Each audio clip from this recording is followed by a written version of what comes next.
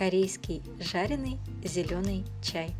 Да, бывает в Корее и такая закуска, такое блюдо. И относится оно, кстати, к летнему меню. А по поводу моего последнего шопинга в чайном магазине, где я частый гость, поэтому и готовим, собственно говоря, вот это блюдо. Понадобится нам зеленый чай в объеме 40 грамм. Все пропорции будут приведены в рецепте именно на это количество. Чай нам нужен, который ферментирован не менее 15 дней и который не горчит. По-корейски такой чай называется чунчакнокча. Сложно выговорить.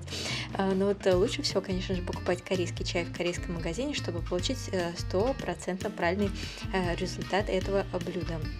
Я в Тбилиси покупаю чай вот в этом магазине.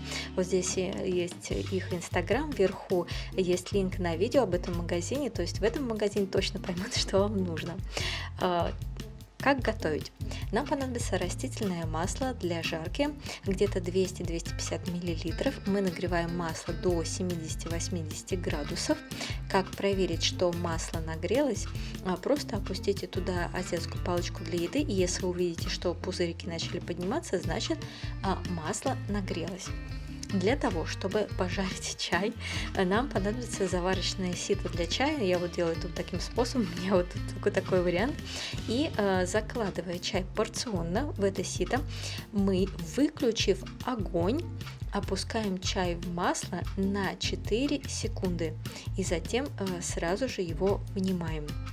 Жарить чай надо именно лучше всего такими маленькими порциями. И после того, как вы его прожарили, выкладываем его на бумажное кухонное полотенце, чтобы убрать излишки масла с чаем. Если масло оно будет, конечно же, терять свою температуру, поэтому нужно будет периодически включать, опять доводить его до 70-80 градусов, и затем опять выключаем и жарим чай. Напоминаю, что жарить нужно именно выключив газ, чтобы масло, так сказать, не кипело. После того, как весь чай пожарен, нам нужно еще кое-что сделать. Для этого мы нагреваем сковороду, и нам понадобится сироп. Я использую сироп агавы. Сироп в объеме 2 столовых ложек. Заливаем на нагретую сковороду и добавляем мед. Я использую акациевый мед, можете использовать любой другой. Тоже в объеме 2 столовых ложек. Заливаем туда же. И следующий ингредиент – это соевый соус в объеме 1 столовой ложки. Все это мы размешиваем и добавляем либо зеленый молотый перец чили, либо красный молотый перец чили, 1 чайная ложка. Если остро не едите, просто пропустите это. Все это мы размешиваем, доводим до кипения, и опять-таки нам нужно выключить огонь. И только тогда мы закладываем уже пожаренный зеленый чай. Теперь нам осталось только хорошенько перемешать чай с подготовленным, так сказать, соусом, чтобы весь чай им покрылся.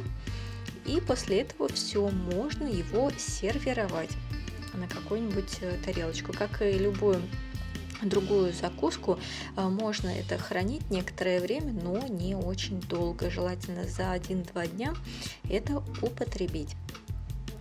Есть это можно, кстати, с отваренным рисом, а можно и просто, так сказать, с тем же самым чаем. Когда подаем, сверху посыпаем щепоткой обжаренных кунжутных семян.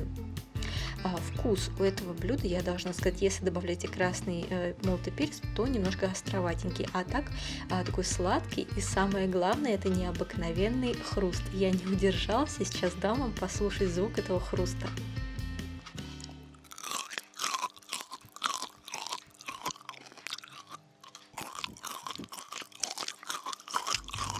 Вот такое необычное блюдо. Лайкайте, подписывайтесь и приятного вам аппетита!